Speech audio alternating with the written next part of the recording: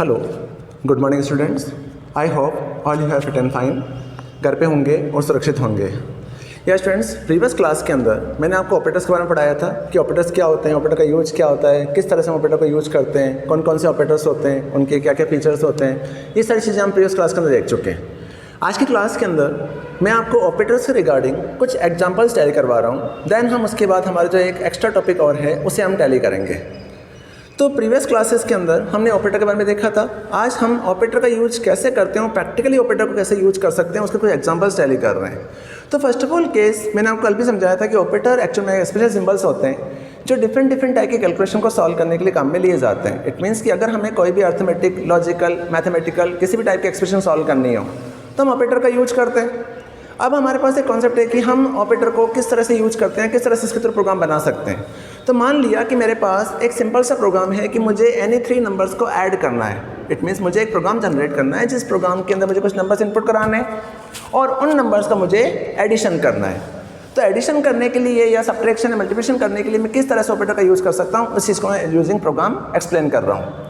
For example, जैसे हमने एक प्रोग्राम बनाना है कि हमें 3 नंबर को ऐड करना है। तो इस प्रोग्राम को बनाने के लिए सबसे पहले मैंने यहाँ पर NUM1 equal to integer of input, then यह मैसेज पास किया इनपुट नंबर 1।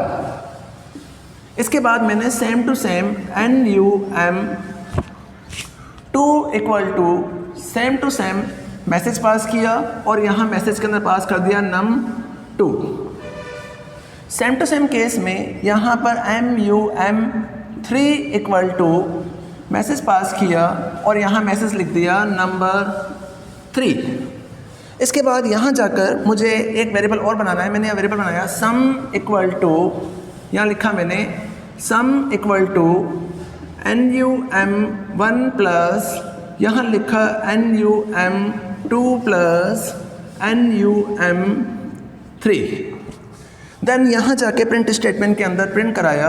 प्रिंट स्टेटमेंट में गए और प्रिंट स्टेटमेंट मैसेज प्रिंट करा दिया NUM नंबर 1 इक्वल टू, यहाँ पर लिख दिया इन्वर्टेड कोमा, यहाँ प्रिंट करा दिया नंबर 1। सेम टू सेम यहाँ प्रिंट स्टेटमेंट लिखा, प्रिंट यहाँ लिखा number 2 equal to inverted comma के अंदर यहाँ पास किया नंबर 2। देन वापस से प्रिंट स्टेटमेंट लिखा, प्रिंट स्टेटमेंट के अंदर मैसेज पास कराया नंबर 3 इक्वल टू, यहाँ प्रिंट करा दिया नंबर 3। अब हमें इन तीनों नंबर का सम हमें करा रखा है तो सम को प्रिंट कराना है, तो यहाँ मैसेज दे दिया print sum of numbers equal to, यहाँ प्रिंट करा दिया सम। तो ये हमारा छोटा सा प्रोग्राम बन गया। अब इस प्रोग्राम का मतलब क्या है? तो ये प्रोग्राम हमारा बेसिकली अर्थमेटिक ऑपरेटर का यूज़ करते हुए प्रोग्राम जनरेट किया। कि कल मैंने आपको जो क्लास ली थी या लास्ट टाइम जो क्लास मैंने पढ़ाई थी, उस क्लास के अंदर मैंने ऑपरेटर के बारे में समझाया था और ऑपरेटर का मीनिंग मैंने आपको बताया था कि ऑपरेटर स्पेशल सिंबल्स होते हैं जो डिफरेंट टाइप की कैलकुलेशन को सॉल्व करते हैं। इट मीन्स किसी भी टाइप की एक्सप्रेशन को सॉल्व करने के लिए, किसी भी टाइप की एक्सप्रेशन को मॉडिफाई करने के लिए, उसे मैनिपुलेट करने के लिए हम ऑपरेटर्स का यूज करते हैं। तो इन्हीं ऑपरेटर में हमने कई सारे ऑपरेटर देखे थे, जिनमें से हमारा बेसिक ऑपरेटर है अर्थमेटिक ऑपरेटर। उसका यूज़ हम कैसे कर रहे हैं? तो इसके लिए मेरे पास छोटा सा प्रोग्राम है कि मुझे 3 नंबर या 4 नंबर या मल्टीपल नंबर को सम कराना है। तो यहाँ मैंने प्रोग्राम बनाया। इस प्रोग्राम के अंदर सबसे पहले NUM एक वेरिएबल बनाया और रन टाइम पर इनपुट फंक्शन का यूज़ करते वैल्यू को इनपुट करा दिया। सेम टू सेम केस में num2 num3 बनाया जिसमें रन टाइम पे वैल्यू को इनपुट करा दिया और यहाँ मैंने मैसेज पास कर दिया input number 1, input number 2, input number 3। अब ये जो इनिशियलाइजेशन है, ये मैंने प्रीवियस क्लासेस के अंदर बताया था कि ये जो इनिशियलाइजेशन हो रहा है that is a run time initialisation.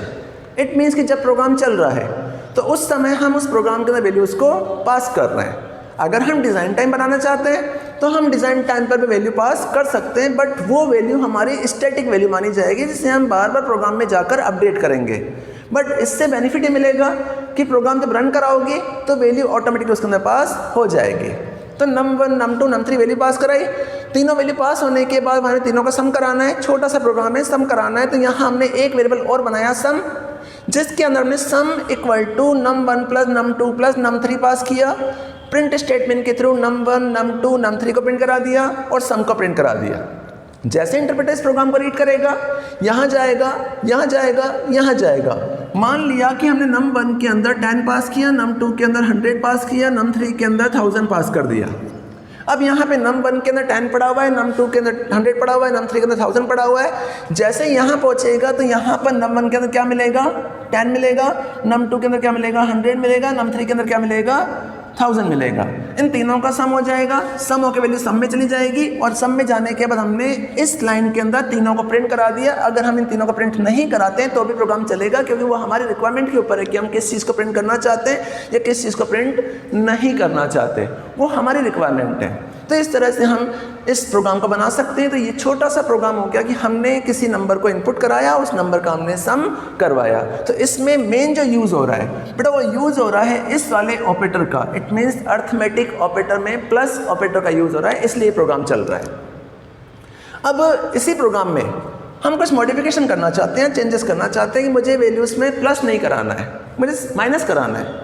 ठीक है, माइनस कराना है तो आप यहाँ पर प्लस की जगह क्या लगा सकते हैं, माइनस लगा सकते हैं, या फिर आप यहाँ पर भी माइनस लगा सकते हैं। तो जैसे ही आप यहाँ पर किसी भी ऑपरेटर को टैली करेंगे या किसी भी ऑपरेटर को आप इनपुट करा के उसकी वैल्यू को चेंज करेंगे, यहाँ पर ऑपरेटर चेंज करेंगे तो ऑटोमेटिकली वैल्यू का सीक्वेंस भी आपका चेंज हो जाएगा। इट मीन्स उस ऑपरेटर के अकॉर्डिंग आपकी कैलकुलेशन सॉल्व हो जाएगी।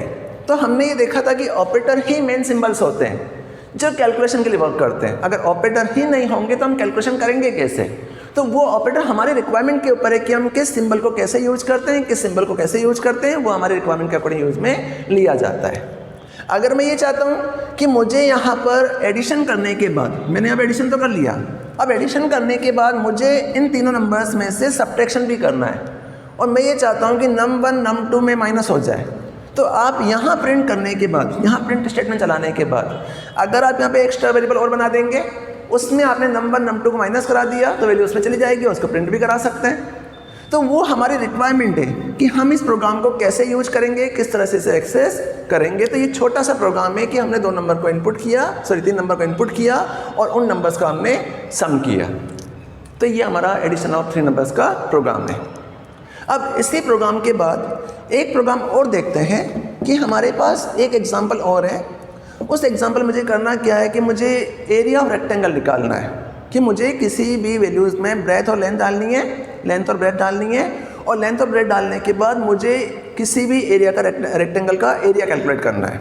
तो हम जानते हैं कि रेक्टेंगल का एरिया कैलकुलेट करने का जो फॉर्मूला होता है वो होता है लेंथ इंटू ब्रेथ। हम जानते हैं कि एरिया ऑफ रेक्टेंगल का फॉर्मूला होता है लेंथ इंटू ब्रेथ। तो अगर आपको वो प्रोग्राम बनाना है, अगर वो प्रोग्राम जनरेट करना है, तो इस प्रोग्राम को कैसे बनाएंगे? तो उस प्रोग्राम को बनाने के लिए, आई थिंक अभी प्रोग्राम आपने बना लिया होगा, इसकी प्रैक्टिस करोगे। उस प्रोग्राम को बनाने के लिए नेक्स्ट प्रोग्राम जनरेट कर रहे हैं कि हमें एक प्रोग्राम जनरेट करना है जिसमें एरिया ऑफ रेक्टेंगल निकालना है, मल्टीप्लाई का यूज करना है। तो इसके लिए हमने सेकेंड एग्जाम्पल टैली किया। तो यहाँ पर एग्जाम्पल नंबर 2 लिखा।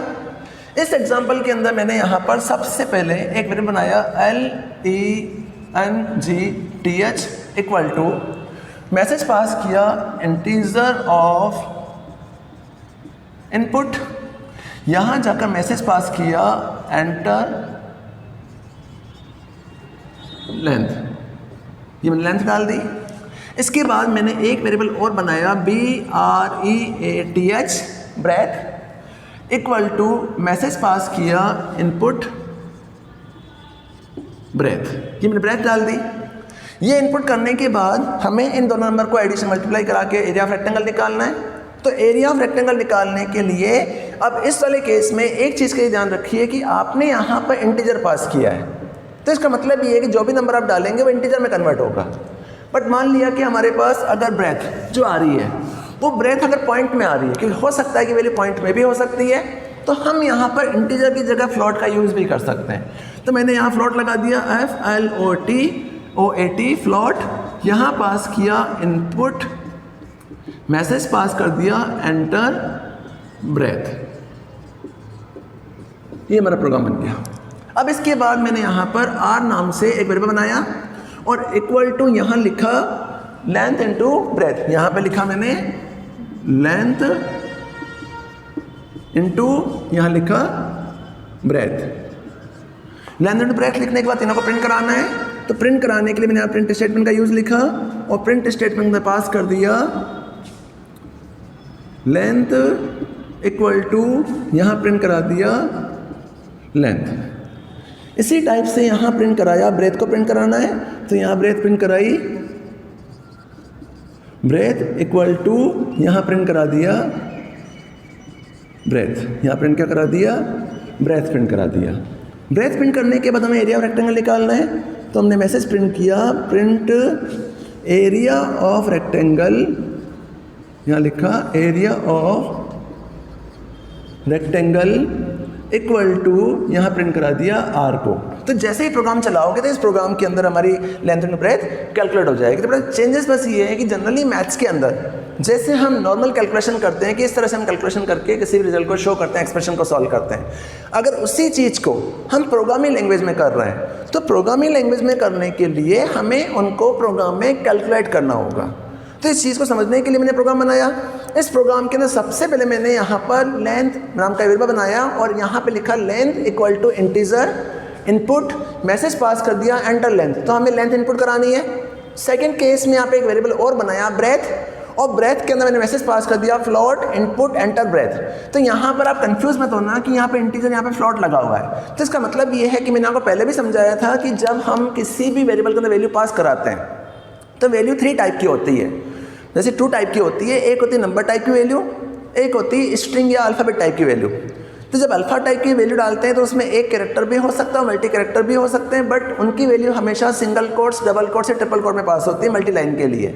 लेकिन जब हम न्यूमेरिकल टाइप की वैल्यू स्टोर कराते हैं तो न्यूमेरिकल टाइप की वैल्यू के केस में अगर हमने 10 लिखा तो 10 एक नंबर वैल्यू है, लेकिन अगर 10 के आगे 0.00 लगा देंगे तो ये फ्लॉट बन जाएगा। क्या बन जाएगा?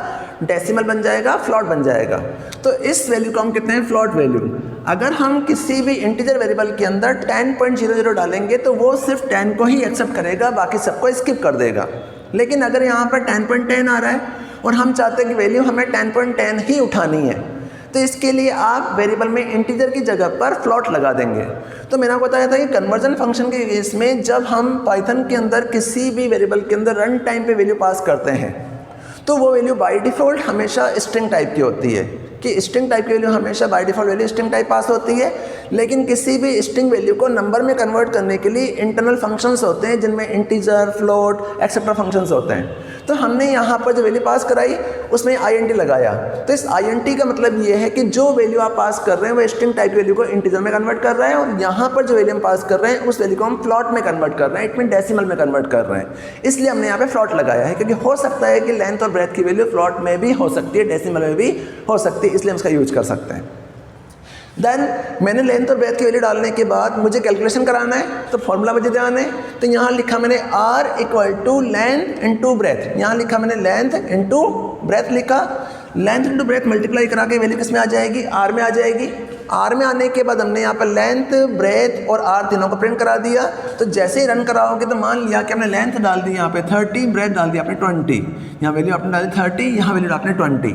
तो जैसे ही यहाँ जाएगा तो 30 इंटू 20 मल्टीप्लाई होकर R में चला जाएगा और तीनों की वैल्यू यहाँ पर प्रिंट हो जाएगी। तो that is a program of area of rectangle. तो सारे प्रोग्राम सेम टू सेम चलते हैं, बट चेंजेस ये होते हैं कि हमें कैलकुलेशन क्या करनी है और किस कैलकुलेशन को कैसे परफॉर्म करना है वो हमें आना चाहिए, वो हमें परफॉर्म होना चाहिए, पता होना चाहिए। तो हम इस वाले केस में कौन से ऑपरेटर का यूज कर रहे हैं? मल्टीप्लाई का यूज कर रहे हैं, क्योंकि हम अभी इन प्रोग्राम्स के अंदर अर्थमेटिक ऑपरेटर्स का ही यूज कर सकते हैं, अदर का यूज नहीं कर सकते। तो ये छोटा सा प्रोग्राम बन गया कि हमने लेंथ इंटू ब्रेथ को कैलकुलेट किया है। इस प्रोग्राम को उतारेंगे और इस प्रोग्राम को एक बार ट्राई करके देखेंगे। इसी प्रोग्राम के बाद कुछ प्रोग्राम्स और हैं, एक एग्जाम्पल और देखते हैं, देन हम नेक्स्ट टॉपिक पढ़ते हैं। अब इसी प्रोग्राम के बाद हमारे पास एक प्रोग्राम और है कि हमें एक प्रोग्राम बनाना है हमें एक प्रोग्राम बनाना है जिस प्रोग्राम के अंदर हमें PA प्रिंसिपल अमाउंट, रेट और टाइम डालना है, और इन तीनों को मल्टीप्लाई करा के हमें रेट ऑफ इंटरेस्ट निकालना है। इट मीन्स कि हमें इंटरेस्ट रेट निकालने वाला प्रोग्राम जनरेट करना है। तो इस वाले प्रोग्राम में हम जानते हैं कि जनरल मैथ्स के अंदर जब हम कैलकुलेशन करते हैं तो हमारा कैलकुलेशन प्रोसेस चलता है PA into R into T divide by 100। हमारा प्रोसेस क्या चलता है? PA into R into T divide by 100 चलता है। तो यहाँ पर हमें PA डालना पड़ेगा, R डालना पड़ेगा, T डालना पड़ेगा, और इनकी कैलकुलेशन के बाद रेट ऑफ इंटरेस्ट जो है वो हमारे सामने शो हो जाएगा। तो आखिर हम इस प्रोग्राम को